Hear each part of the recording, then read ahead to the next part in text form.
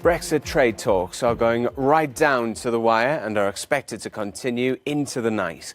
Deadlines for reaching this agreement have come and gone, but this weekend is significant in the timescale of getting any deal ratified before the UK's transition period ends at the end of the year.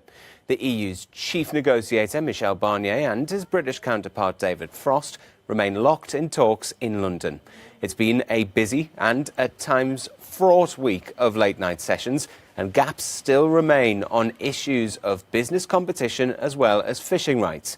Time is also in short supply, as the UK Parliament and EU countries will still have to greenlight any deal. But European Council President Charles Michel says the bloc is ready for any outcome. I don't intend to make any prediction. Our position is crystal clear.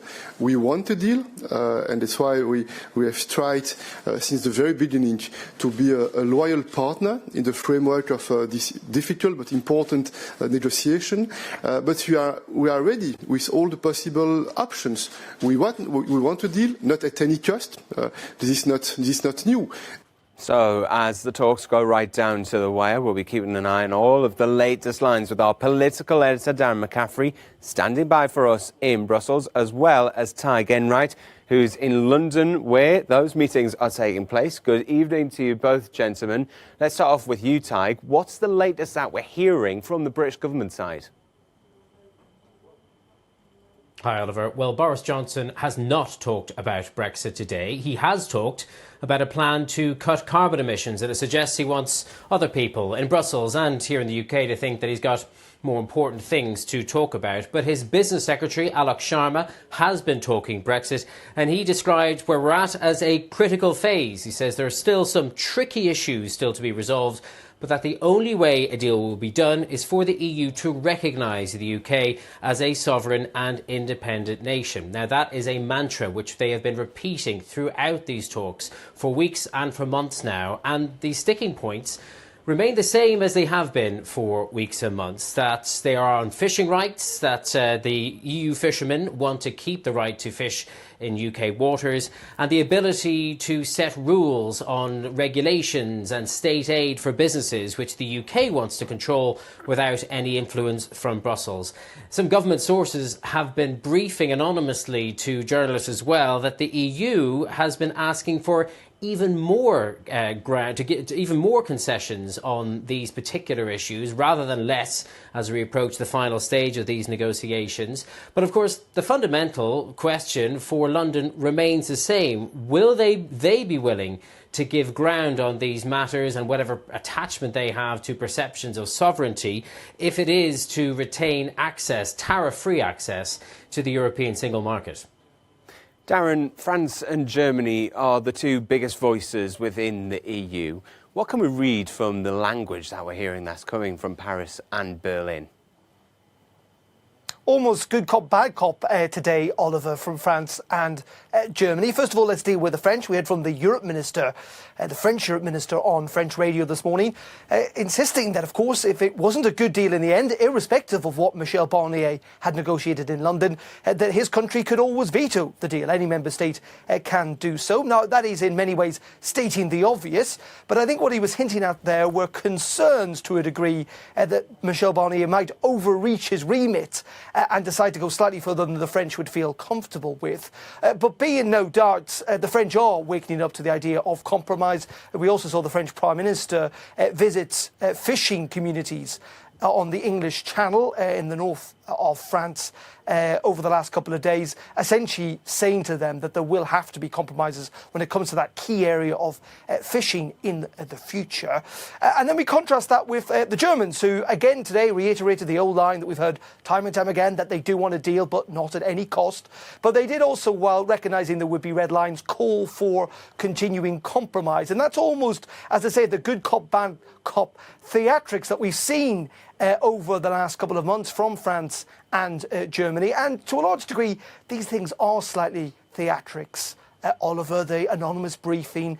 We're getting to the end of these negotiations. Everyone's trying to squeeze out every last compromise they possibly can, because that's what you try to do in these negotiations. We've been here before, but in substance, we have to remember they are pretty close now to a deal. And the expectation, I think, on both sides of the channel, certainly here in Brussels, is that in the end, one will be done, and certainly this weekend. Now, I've got a question for both of you, and I'm going to start off with you, Tig. Throughout this process, deadlines and demands have come and gone. Why is it then, as Darren's saying, expecting a deal this weekend, that Monday is really being seen as the final point where a deal can be done? Well, yeah, you're right. I mean, negotiations deadlines, we've learned, have been best written in pencil rather than cast in stone. But here's why Monday is important from the UK's perspective. That is when the UK Internal Markets Bill is due to land back on the desks of MPs in the lower house of Parliament, the House of Commons, before it becomes law. Now, if you don't remember that one, that was the one where the UK threatened to break, or legislated to break international law. It ignores what was promised in the withdrawal agreement, the Brexit divorce deal, about those special arrangements, those special customs arrangements to allow the border on the island of Ireland between the south and the north to remain open. When it went to the upper house of Lords, the Lords actually deleted that controversial element. But now that it's gone back to the lower house for its final passage, the government has pledged to reinstate it. Now, we all remember the response from the EU, particularly from Ireland, whenever Britain made this gesture in the first place. It was an absolute bonfire of any trust and faith, and the EU even threatened or started the proceedings of bringing the UK to court over it. Now, if a deal is done this weekend, then it should remove the need for that controversial element, because there will have been a separate agreement over it. If a deal isn't done and the UK government follows through in its threat to write it into law, well, then that throws yet another obstacle in the way of actually getting a deal over the line. Oliver? Darren?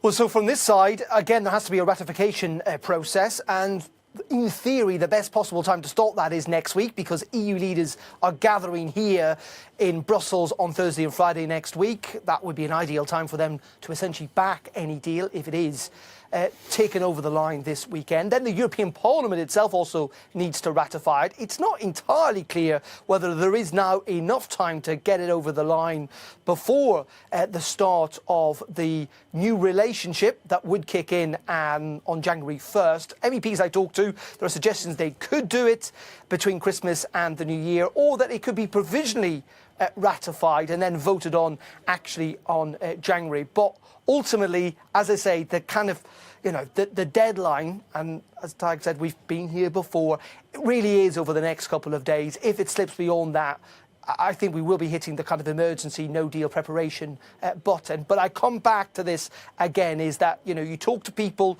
the real expectation is that a deal is now very, very likely. Doesn't mean it's going to definitely happen, but it means that is the expectation, certainly, that they will manage to get it over the line, that it will be ratified, and that, we might kind of stop talking about Brexit. It depends how you define these things. Obviously, Britain's ongoing relationship with its largest political and economic partner, the European Union, will continue to morph and change as the years proceed. But if there is a deal, we can kind of say that Brexit essentially is done, if there is a deal. So you might be able to stop talking about it. But before that, you've got a long night and potentially a long weekend ahead watching those talks. Darren McCaffrey joining us in Brussels, Tig Enright in London. Thank you both very much.